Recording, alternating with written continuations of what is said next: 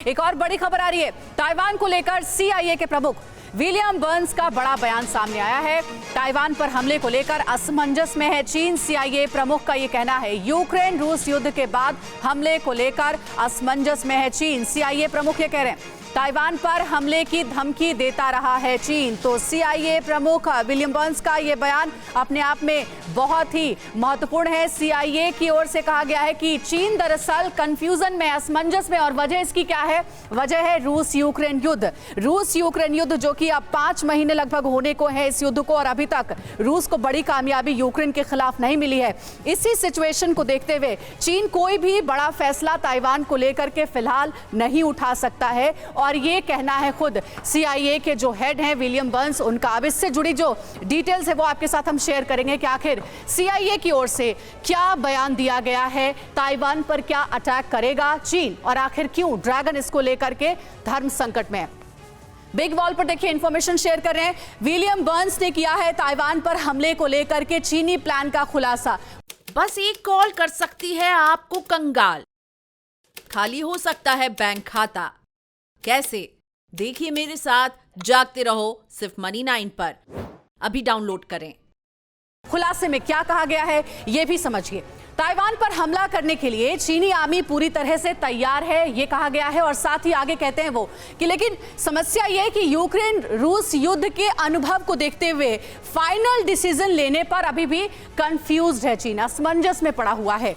चीन इस बात पर अटका हुआ है कि हमला कब और कैसे किया जाए या फिर नहीं किया जाए। यूक्रेन युद्ध में रूस का हाल देखने के बाद चीन हमले की हिम्मत नहीं जुटा पा रहा है, यह भी कहना है विलियम बर्न्स का। साथ ही वो कहते हैं कि चीन ने यह देखा है कि ताकतवर होने के बावजूद रूस अभी तक युद्ध नहीं जीत पाया है। यह सच्चाई है और सबके सामने है। यूक्रेन रूस युद्ध के करीब 5 महीने होने को हैं, लेकिन रूस को जीत अभी तक नहीं मिली है। ये देखिए अल जजीरा का जो सोर्स है उसके हवाले से ये जानकारी आप तक शेयर कर रहे हैं। कहना है विलियम बर्न्स का, जो कि सीआईए के डायरेक्टर हैं। लेकिन देवनाथ सर, जरा ये समझाने की कोशिश करिए कि बात तो सच है, 5 महीने होने को है रूस यूक्रेन युद्ध को।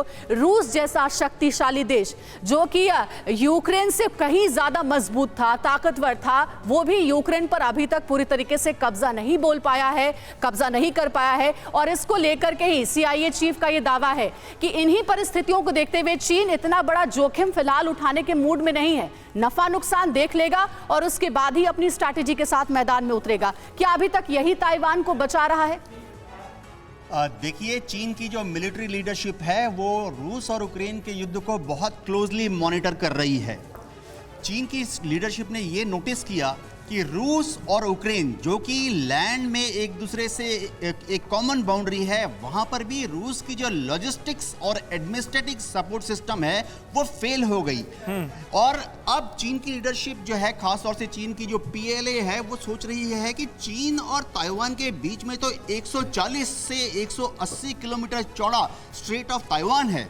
इसीलिए अगर चीन ने ताइवान पर हमला किया तो इस परिस्थिति में स्ट्रेट ऑफ ताइवान को क्रॉस करके चीन की जो एडमिनिस्ट्रेटिव और लॉजिस्टिक्स एचेलॉन है वो किस तरह से अपनी मिलिट्री को, अपनी फौजों को ताइवान में बम, गोला, हथियार, राशन, अम्युनिशन और मेडिकल इवैक्यूएशन फैसिलिटीज मुहैया कराएंगी।